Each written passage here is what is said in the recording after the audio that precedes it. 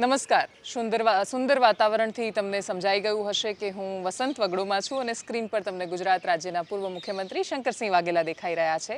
બાપુ, આપનું ખૂબ સ્વાગત છે. ધન્યવાદ, આભાર આપનો.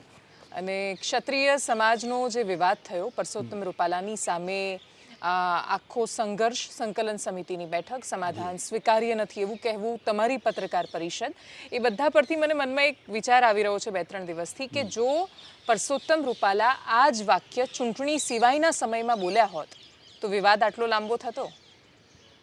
કદાચ વિવાદ થાત પણ આટલો લાંબો ન થાત. આ ઇસ્યુ બની ગયો. એ વખતે વિવાદ થયો હોત તો કદાચ માફીમાં પતી જાત, હું એવું માનું. આ સમાજ તો માફીવાળો સમાજ એકદમ માની જાય. પણ આ એક ઉમેદવાર જે અમારો પ્રતિનિધિ, અને એમાંથી જે આ બોલવાનું થયું ને જે સમાજે પકડ્યું કે આ બરાબર નહીં, એ માફીથી નથી પતતું. એટલે કદાચ ઇલેક્શન સિવાય જો એ બોલ્યા હોત તો માફીથી પતી જતું. પણ ઇલેક્શન છે માટે અમારો પ્રતિનિધિ આવો ન હોવો જોઈએ, એ લાગણી માગણી સાથે સમાજ ભાઈઓ બહેનો સવિશેષ બેટીપણનો આક્ષેપ છે માટે બહેનો વધારે એક્ટિવ છે આમાં. એ એટલા માટે ઉમેદવાર છે માટે વધારે બધાએ સમજીને પકડ્યું છે કે આ બરાબર નહીં.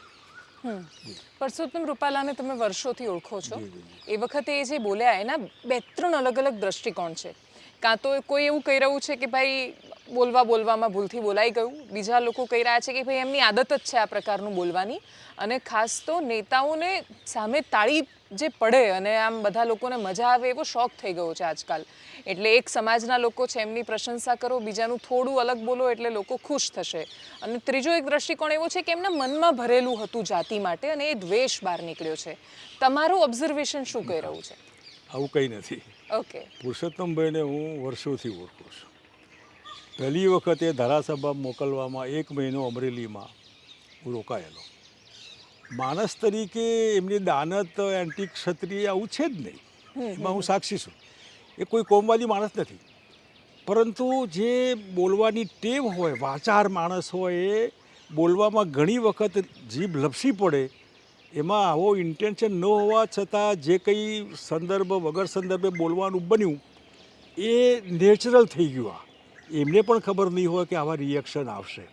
પણ જ્યારે સમાજે અભ્યાસ કર્યો કે ભાઈ આ તો તમે અમારા પર એલિગેશન કરો છો, અમારી બેન દીકરીઓ પર, રજવાડા હતા, બધું સાચું, પણ આવું નહોતું. અને એ સમાજે પકડ્યું એ કે તમે અમારા ઉમેદવાર છો, તમે મિનિસ્ટર છો, ભારત સરકારના બહુ ઊંચા હોદ્દા ઉપર છો, સિનિયર માણસ છો, તમે આવું બોલ્યા માટે બરાબર નહીં. આ જ કારણ છે. એના મનમાં આવું ન હોય. બોલવામાં બોલ્યા હોય તો ઘણી વખત ઘણું બધું બોલ્યા હોય, અને બીજા બી ઘણું બધું બોલે. એમાં ઇન્ટેન્શન કોઈને દુઃખી કરવાનો, દુભવવાનું ન હોય. એટલે તાત્કાલિક માફી પણ માગી લીધી. પણ સમાજ માફીથી માનવાનો સવાલ જ નથી. આમાં માફી છે જ નહીં. એક જ મુદ્દો છે કે તમે ઉમેદવારી પાછી ખેંચો યા બીજેપી ખેંચો, વોટ એવર બી પાર્ટી યા વ્યક્તિ, એ એકમાત્ર એ જ રસ્તો છે આના સમાધાન માટે, આ સોલ્યુશન માટે. આ નહીં હોય તો આ આંદોલન આગળ ચાલશે એવું હું જોઈ રહ્યો છું. આટલા વર્ષોથી તમે રાજનીતિને ઓબ્ઝર્વ કરી છે અને ભારતીય જનતા પાર્ટીનો તો તમે એને લીડ કરી છે, નેતૃત્વ કર્યું છે. એવા સમયમાં જો તમે ભારતીય જનતા પાર્ટીના અધ્યક્ષ હોવ અને આ પ્રકારની પરિસ્થિતિનું નિર્માણ થાય તો તમે શું કરો આમાં? 1 મિનિટમાં ઉમેદવાર બદલી કાઢું. અચ્છા. અને એમને કહું કે તમે મહેરબાની કરીને તમે વિડ્રો કરો, માનભેર વિડ્રો કરો. કે આવા સંજોગોમાં મને નથી લાગતું કે એક સમાજ, બહુ મોટો સમાજ જે દુભાયો હોય ને એને એની દુઃખની લાગણી ઉપર મારે ઉમેદવારી કરીને મારે MP નથી બનવું. અને એમને જરૂર રાજ્યસભા મોકલાય, બીજા હોદ્દા અપાય, પાર્ટી પાસે અનેક વસ્તુઓ આપવાની છે.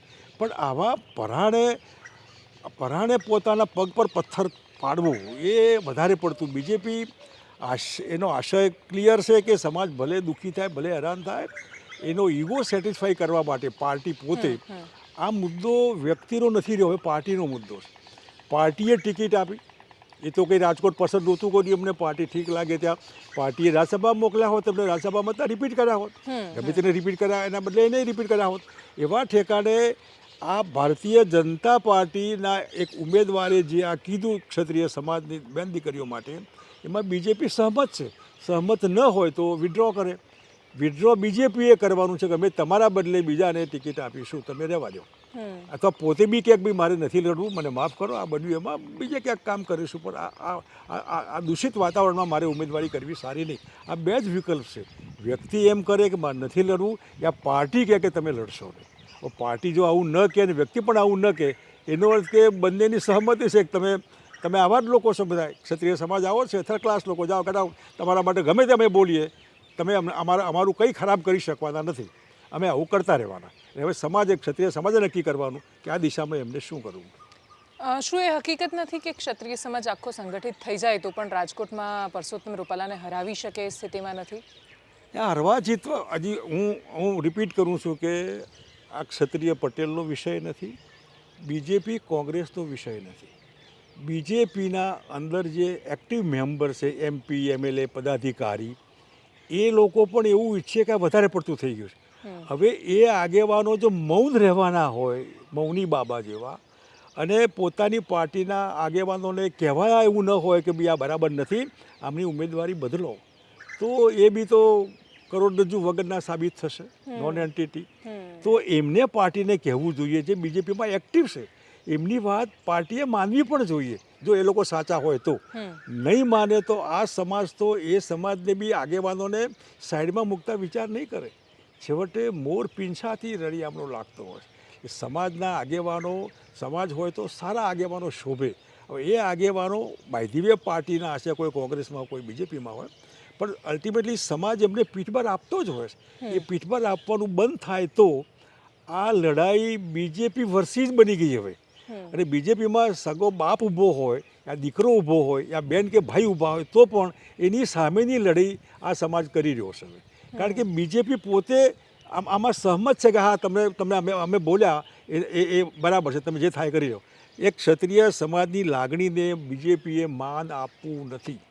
અપમાનિત કર્યા છે, તમે અપમાનને જ લાયક છો, ઓકે, તમને જે ઠીક લાગે એ કર્યા કરો, અમે ઠીક લાગે અમે કરીશું. એ પુરુષોત્તમભાઈ જીતી પણ જાય, હારી પણ જાય, એમાં બહુ બધી ઉમેદવારી કરવી એ વિકલ્પ નથી. 200 બહેનો ઉભા રહે છે, એ રસ્તો નથી, એનો કોઈ મતલબ નથી. એનો અર્થ કે આપણે એમની ઉમેદવારી મંજૂર છે, અહીં ઉમેદવારી જ મંજૂર નથી. એટલે આ જે લાઈન ઉપર લોકો લઈ ગયા છે કે ભાઈ બહેનો 100 બહેનો ઉભા રહે છે, કોઈ લોજિક નથી એનું. આપણે તો આમની ઉમેદવારી સામે જ વાંધો છે. તમે 200 ઉમેદવારી 500 કરો, એનાથી કંઈ બીજેપી હારે એવું કંઈ જરૂર નથી. બીજેપીનો પોકેટ્સવાળો એરિયા છે આ. બીજેપી જીતવાની પૂરી શક્યતાઓ છે, એમાં હું જરૂર કહીશ. એટલે પુરુષોત્તમભાઈ હારવા માટે તો અલ્ટિમેટલી બધા જ ભેગા થાય તો બીજેપી હારી પણ જાય, પરંતુ બીજેપીને હરાવવાનો મુદ્દો નથી, મુદ્દો ઉમેદવાર બદલવા પૂરતો છે. આ જ સમાજ કદાચ બીજેપી નવા ઉમેદવારને મૂકે તો એનો સપોર્ટ બી કરશે. આપણે કંઈ બ્રાન્ડેડ નથી કોંગ્રેસ બીજેપીઓ. સમાજ જો પુરુષોત્તમભાઈને બદલીને બીજાને મૂકશે તો કદાચ એનામાં પ્રપોઝ બી કરે કે અમે તમને ઉમેદવારીમાં પ્રપોઝ કરીએ, તમે ઉમેદવાર થાઓ. એટલે એ થઈ શકે. એટલે હારવા જીતનો સવાલ નથી. વધારે પડતા ઉમેદવાર કરવા એ પણ મુદ્દો નથી. મુદ્દો એટલો છે કે આ ઉમેદવાર બદલવાના કે રાખવાના હોય તો અમને વાંધો છે, બદલવાના હોય તો અમારો તમને સપોર્ટ છે. હવે બીજેપીએ નક્કી કરવાનું કે આ બોલ એમની કોર્ટમાં છે. બીજેપીનું ડિસાઇડ કે શું કરવું શું નહીં બધું. આ મુદ્દો જેટલો લાંબો ખેંચાઈ રહ્યો છે એટલો વધારે સંવેદનશીલ થઈ રહ્યો છે. સૌથી પહેલાં જ્યારે ગોંડલમાં મિટિંગ થઈ ત્યારે મુદ્દો શાંત કરવાનો હતો, વધારે વધ્યો. એના પછી CR પાટીલે માફી માંગી, મુદ્દો શાંત થવાનો હતો, વધારે વણસ્યો. એના પછી સંકલન સમિતિની બેઠક, એનો એ જ નિષ્કર્ષ. આમાં એક જ માંગણી છે, એટલે પેલું એવું નથી કે 5 માંગણી છે ને બાર્ગેનિંગ કરીએ ને કશુંક શોર્ટ આઉટ કરીએ. માંગણી એક છે, બહુ જ ક્લિયર છે, અને છતાંય સોલ્વ નથી થઈ રહી. અને વાત આખી જોહર સુધી ને માથા વાઢવા સુધી પહોંચી જાય. આટલી સંવેદનશીલ શું કામ થઈ રહી છે આ બાબત? આ જે આખો સવાલ છે ને, ક્ષત્રિય સમાજ બેઝિકલી રોયલ ફેમિલી જૂનું. હવે એ રોયલ ફેમિલીના ઉપર એવો વાહિયાત આક્ષેપ થયો કે તમે તો બેટીઓને વ્યવહાર થઈ ગયેલો, એટલે એક સમાજની અસ્મિતા પર ઘા લાગ્યો, ચોટ લાગ્યો. બહેનોને વધારે અસર થઈ કે આવું કંઈ છે ને અમને કીધું. એવા ઠેકાણે એમની માગણી કે ભાઈ આમને રહેવા દો ઉમેદવાર તરીકે, એ નહીં માને તો આ સહેલું નથી. આના પડઘા રાજસ્થાનમાં પડ્યા છે, મધ્યપ્રદેશ પડ્યા છે, યુપીમાં શરૂઆત થઈ ગઈ છે, ગુજરાતમાં તો કદાચ કોઈ તાલુકો બાકી નહીં રહે. ગુજરાતના આટલા બધા તાલુકામાં આ સમાજ 2-5-10% ન હોય એવું તો બધું જ નથી. આખા ગુજરાતમાં બેઝિકલી સૌરાષ્ટ્ર તો વધારે, ઉત્તર ગુજરાત, દક્ષિણ બધે. હવે એ સમાજ જો બીજેપીને બોયકોટ કરશે અને છતાં બીજેપી એગ્રેસિવલી કેમ્પેઇન કરશે પોતાના ઉમેદવારનું, આ સમાજે બીજેપીના વિરુદ્ધનું બીડું ઝડપ્યું કે બીજેપી ગામમાં પ્રવેશ નહીં. હવે બીજેપીના ઉમેદવારો જો આવશે ને આ બી માની લો કે આજ સુધી બીજેપીમાં હોઈ શકે, બીજેપીમાં હોવા છતાં પણ એમને એમની વાત નહીં માની એમની પાર્ટીએ, માટે એ વિરોધ કરે છે. એ જ પાર્ટી પ્રચાર કરવા આવે તો આડા ઊભા રહેવાના, પાછા જાઓ. મેં ગઈકાલે એક વિડીયો કોઈએ મૂકેલો, બનાસકાંઠાનો છે, વાત સાચી છે. એ બસ પાછી વારવા માટે પેલો ડ્રાઈવર પાછી ન વારે તો ગાડી તોડે યા ડ્રાઈવરને તોડે. હવે ડ્રાઈવરમાં 10, 15, 20 લોકો હોય તો જે પાછી વારે એને તોડે. અચ્છા, તને કોને બોલાવ્યો તો સરપંચના ઉપર હુમલા થવાના અથવા એના ઘેર ધમાલ થવાની. આ જે આખી વસ્તુ છે ને એ બીજેપીને જો મંજૂર હોય તો એ સોરાય, પણ એ સમજે કે ભાઈ મારે આ અગ્નિમાં કેરોસીન નથી નાખવું, ઘી નથી હોમવું, તો આને વાઇન્ડિંગ અપ કરીને સારી રીતે પરસોત્તમભાઈને યોગ્ય સ્થાને અલગ વસ્તુ કરીને એમનો વિચાર કરે અને રાજકોટની એમની લોકસભાની ઉમેદવારી એ ના પાડે. વ્યક્તિ ના પાડે યા પાર્ટી ના પાડે, પાર્ટીએ જ ના પાડવાનું, કાંઈ વ્યક્તિ આમાં નિમિત્ત બને. એટલે પાર્ટી એમ કરે કે હવે ઉમેદવાર નહીં તો વાત પતી જાય. પણ જો બીજેપી નહીં માને તો આખા દેશમાં ભડકો થશે, હું જોઈ રહ્યો છું. આ સમાજને કંઈ લેવું દેવું નથી. જેને સમાજને આપ્યું જ છે આખી જિંદગી, ઇન્ક્લુડિંગ ક્ષમા આપવાવાળો સમાજ છે આ, પણ એને જે આ લાગ્યું છે એમાં આ ક્ષમા એને સોંપતી નથી. આવી ક્ષમા ન જોઈએ અમારે. અને જે વટનો કટકો કહેવાય એવો સમાજ એ અત્યારે શાંત છે, સરખી રીતે બહુ આંદોલન કરી રહ્યા છે, બહુ શાંતિથી. એ જો એમાં સહેજ બી ગરબડ થાય કોકને ઠેકાણે, બધા સરખા મગજવાળા ન હોય. આ એક દાખલો બનાસકાંઠાના બસવાળો થયો. હવે ગામે ગામ તો એવા બોર્ડ લાગશે કે અમારા ગામમાં બીજેપીએ પ્રવેશ કરવાનો. ધ્રોલમાં એવા લાગી ગયા. હવે જો એ પ્રવેશ થાય તો એ પ્રવેશ કરવાવાળો ને પ્રવેશ રોકવાવાળા એ કોઈ નમસ્તે તો નહીં કરે. એવા વખતે કાયદો ને વ્યવસ્થા તૂટી જાય. આનો રેચ, આનો ચેપ આખા દેશમાં લાગશે. અને ગુજરાતમાં બીજેપીને, આખા દેશમાં બીજેપીને રાજકીય રીતે બહુ મોટું નુકસાન થશે. એ સત્તામાં છે, અહીં સત્તામાં છે, રાજસ્થાન સત્તામાં છે, દેશમાં સત્તા પર છે, તો એમની જવાબદારી, શાસક છે આ, રક્ષકો છે, એમને ભક્ષક ન બનાય. એ તો રક્ષકો ભક્ષક બનશે તો આ ક્ષત્રિયો બી રક્ષકો હતા ગઈકાલ સુધી. એમને કે તમે અમે પરાણે ભક્ષક બનાવડાવો છો. એટલે સરકારે પોતે સમજીને પોતાનો રોલ પ્લે કરવો જોઈએ અને આ સમાજને સમજાવીને પાછો વારવો જોઈએ ને એમની લાગણી માગણી માનીને ઉમેદવારીમાં ફેરફાર કરવો જોઈએ.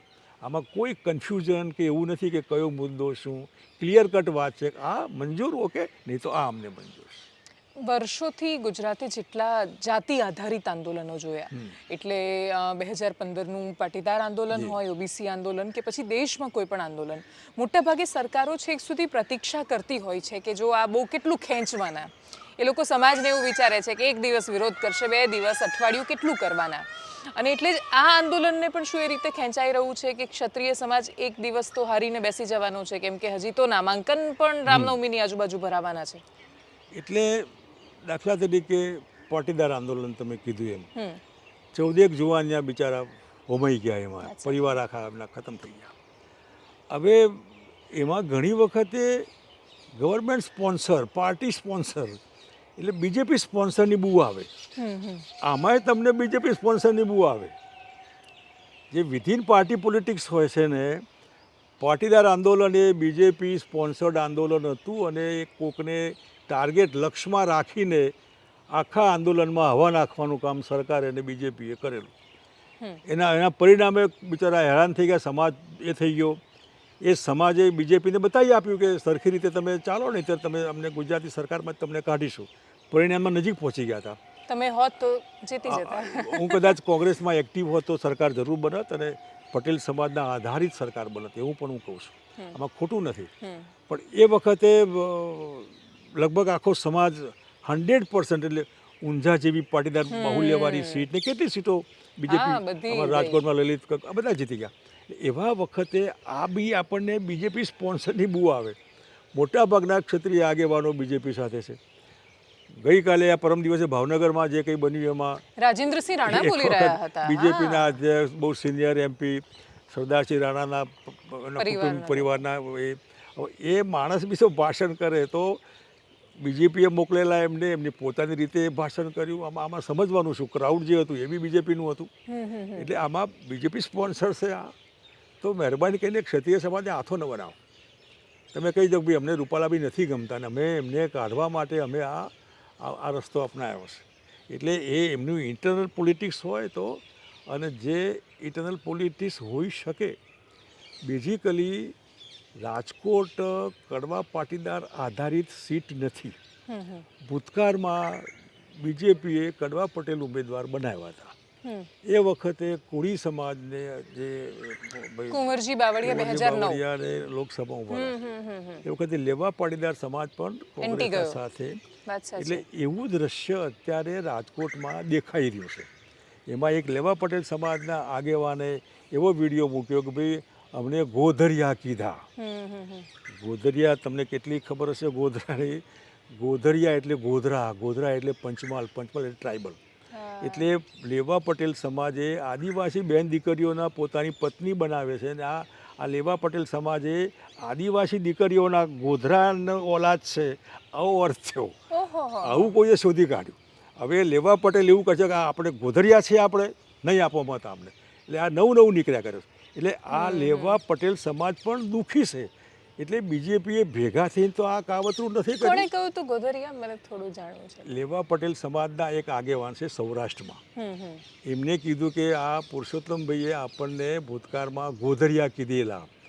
ગોધરિયાનો અર્થ કે લેવા પટેલ સમાજમાં દીકરીઓ ન મળે તો આદિવાસી સમાજની દીકરીઓ લાવીને લગ્ન કરી લો. અને એ બન્યું છે, એવું બન્યું છે. એટલે સમાજને એમ કે આપણે કંઈ આદિવાસીનો ઓલાદ છીએ કે આવું ન કહેવાય આપણને કોઈ પણ નેતાએ. એટલે લેવા પટેલ સમાજ પછી એન્ટી પુરુષોત્તમ રૂપાલા બને એનો મતલબ થયો. તો આ બીજેપીનું પ્લાનિંગ છે બધું. લેવા પટેલ સમાજ અને કડવા પટેલ સમાજ હામે આવે. ત્યાં લેવા પટેલને એ મંજૂર નથી કે ભાઈ કડવા પટેલ ઉમેદવાર એ મુકાય. કે પોરબંદરમાં લેવા પટેલ મૂક્યા છે, એટલે રાજકોટમાં કડવા પટેલ મૂકવા પડે. ત્યાં એમને જામનગર કડવા પટેલ મૂકવા પડે, પણ ત્યાં આહિર મૂક્યા છે એમણે. એટલે આ કાસ્ટ કોમ્બિનેશનમાં બીજેપીએ ફરજિયાત પુરુષોત્તમભાઈને ઊભા રાખવા પડે. એના બદલે જે દબાણ રાજકીય ચાલુ થઈ ગયું, જેમ સાબરકાંઠામાં થયું, વડોદરામાં થયું, એવું અહીં પણ થયું, બીજા ઘણા ઠેકાણે ચાલે. તો એ પણ બહુ મોટો મુદ્દો કે બીજેપી સ્પોન્સર એજિટેશન જે આ કહેવાય ને, એની બી બૂ આવે આપણને કે આ ગવર્મેન્ટ સ્પોન્સર તો નથી. આ મારો પણ આમાં એક અલગ પ્રશ્ન એ છે બાપુ કે આપણે એવું કહીએ છીએ કે જાતિવાદથી દૂર છીએ, પણ એટલું બધું મગજમાં ભરેલું છે. તમે કોઈ પણ નેતાના ભાષણ જુઓ, એ કેમેરા ચાલુ હોય ત્યારે ગમે તે બોલતા હોય, પણ જેવા પતે એટલે એના પછી એકબીજાના પ્રત્યે, સમાજોના પ્રત્યે જો નેતાઓના મનમાં પણ એવું માનસ હોય, એટલે કોઈને ગોધરિયા, પછી એને વચ્ચે આદિવાસી લાવે, કોઈ પાટીદાર લાવે, કોઈ ક્ષત્રિય લાવે, અને બાકીના તો અઢળક સમાજો છે. બીજું કે સીટ પર થપ્પા મારી દીધા છે કે આ સીટ આ જ સમાજની, આ સીટ આ જ સમાજની. તો આપણે તો કયા લોકતંત્રની વાત કરીએ છીએ? તો પછી એ તમારી વાત સાચી છે. જે કાર્ય કરતા હોય એને કોમવાદ નડતો નથી, વર્કર. અને એ વર્કર પબ્લિક માટે પાર્ટી પૂરક બને, પબ્લિક માટે. દાખલા તરીકે વસંત પરીખ વડનગરમાં, ખેરાલુમાં ડૉક્ટર હતા વડનગરમાં, અને બહુ લોકપ્રિય ડૉક્ટર. એ અપક્ષ જીતતા હતા. આપણા કોન્ટ્રાક્ટર છે ભાઈલાલ કોન્ટ્રાક્ટર વડોદરામાં, એ અજામ હતા, નાઈ સમાજના. ઘણા ગામોમાં નાઈ સમાજનો સરપંચ છે. એટલે વર્કર હોય એને આ કોમ નડતી નથી. પણ આખું પોલિટિકલ પાર્ટી પોતાની નબળાઈ હોય સંગઠનની, એટલે કોમનો આશરો લે, અને કોમનો આશરો લઈને કોમનું પૂરેપૂરું માર્કેટિંગ કરે. જુઓ તમારા સમાજનો માણસ મૂક્યો અમને, હવે એનાથી કંઈ સમાજનું ભલું થવાનું એવું નથી. કોઈ MP MLA આ મુખ્યમંત્રી આ પ્રાઇમ મિનિસ્ટર બની જાય માટે સમાજનું ભલું થઈ જાય? ભલું તો નીતિ પોલિસી પોલિસી સરકારનું ભલું કરે, જે નીતિઓ એવી હોય, કોઈ વ્યક્તિ ન કરે. એટલે આ તમે જે કહો છો એ સંગઠનની પાર્ટીની નબળાઈ હોય એની પૂર્તિ માટે એ લોકો સમાજનો ઉપયોગ આ દુરુપયોગ કરતા હોય. અને સમાજ હોય છે એ ટાઈટ કમ્પાર્ટમેન્ટ હોય છે. અને અહીં નહીં, આખા દેશમાં ઇન્ડિયન કલ્ચર જ છે આવું. એમાં મનુસ્મૃતિ જવાબદાર હોય, ક્ષત્રિય વૈશ્ય જે કંઈ ભેદ પડે એના આધારે. પણ સમાજનું ઝેર જો કહેવાય તો એ ઝેર પણ છે ને એ અમૃત પણ છે. હા, એટલે એનો વ્યવસ્થા સારો પણ ઉપયોગ છે થાય અને તો એ હા. સારી વસ્તુ છે, નેગેટિવ થાય તો નેગેટિવ. આ કહેવાતા સમાજને આ કોમનો દુરુપયોગ થાય તો સમાજ તૂટે, સદુપયોગ થાય સમાજ જોડાય. એટલે પોલિટિકલ પાર્ટીઓ નક્કી કરવાનું કે સમાજ તોડવો છે કે સમાજ જોડવો છે.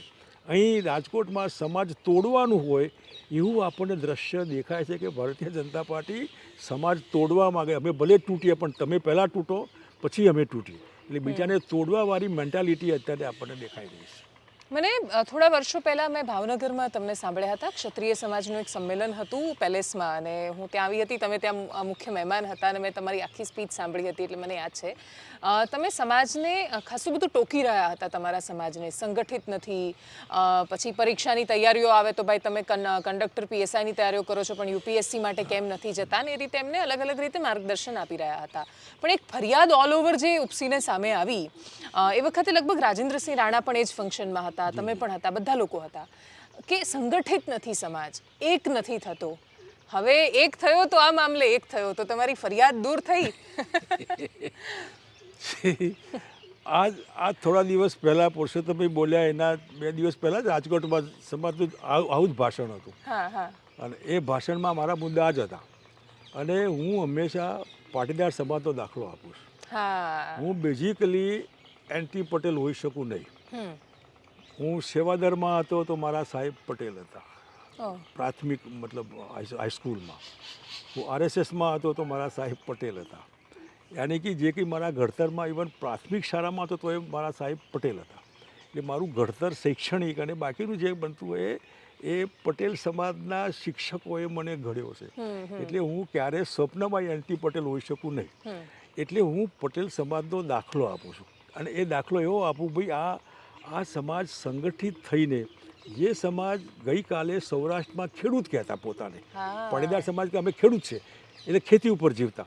હવે એક ખેડૂત જે 50 પહેલાં જે આર્થિક સામાજિક હાલત હતી યસ, અને આજે તમે જુઓ તો એ ખેડૂત એકદમ કેમ એમનો અભ્યાસ કરો. અને હું ત્યાં સુધી એક મોરારી બાપુનું ફંક્શન હતું સૌરાષ્ટ્રમાં અને અમારા કાઠી દરબાર હતા, એમનું સન્માનનું હતું. એટલે મેં કીધું કે આપણી મહેરબાનીથી સૌરાષ્ટ્રના પટેલો સુરતમાં સુખી થયા.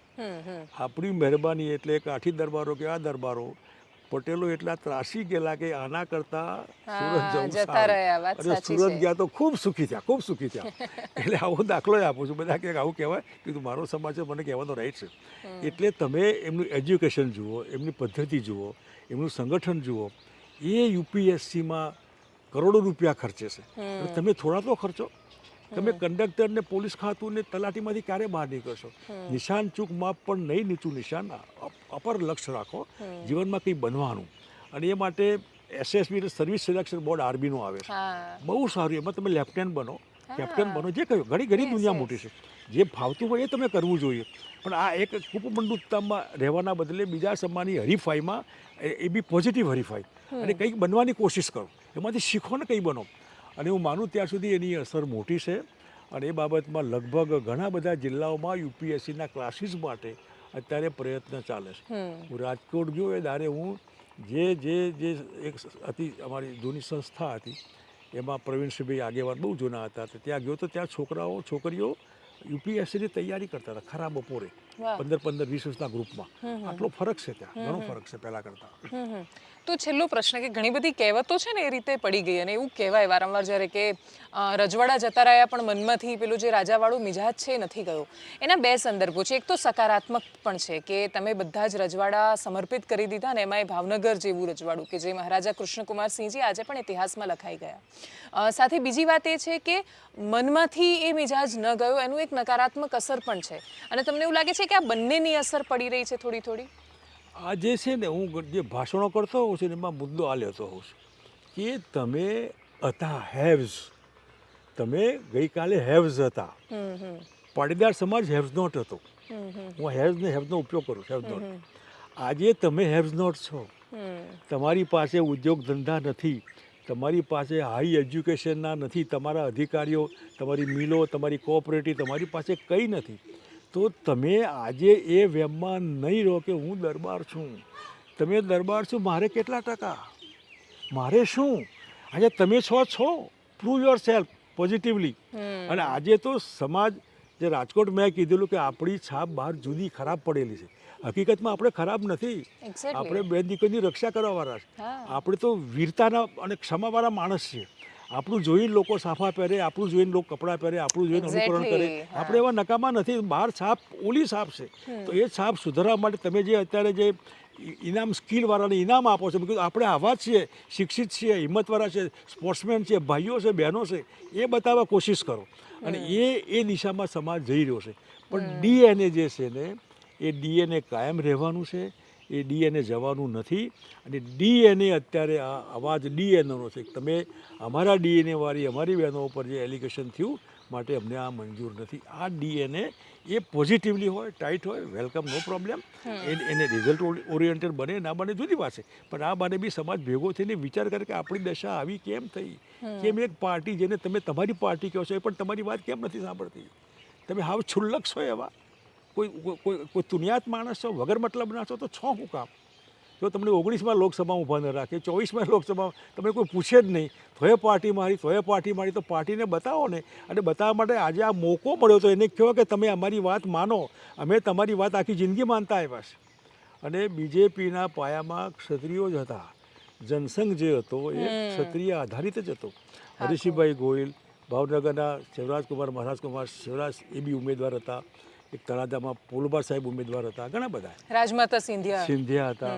અને કેશુભાઈનો પટેલનો પ અને અમારા ક્ષત્રિયનો ક્ષ એમ કરીને કોમ્બિનેશન હતું તમારું. હા, વાત સાચી છે તે સમયે. થેન્ક યુ સો મચ બાપુ અમારી સાથે જોડાવા બદલ. અને વિષય ખાસો સંવેદનશીલ છે. આપણું લોકતંત્ર એક અલગ જ લેવલ પર અત્યારે દેખાઈ રહ્યું છે. અને છતાંય આખા વિષયને 360 ડિગ્રી સમજવાની કોશિશ કરી છે. અપેક્ષા માત્ર એટલી રહેશે કે રાજ્યની ઉન્નતિ અને સમૃદ્ધિને કોઈ પણ સંવેદનશીલતા નુકસાન ન પહોંચાડે. અને એટલા જ માટે હવે બોલ ભારતીય જનતા પાર્ટીના ખોળામાં છે. જોવાનું રહેશે કે નિર્ણય કઈ બાજુ જાય છે. નમસ્કાર.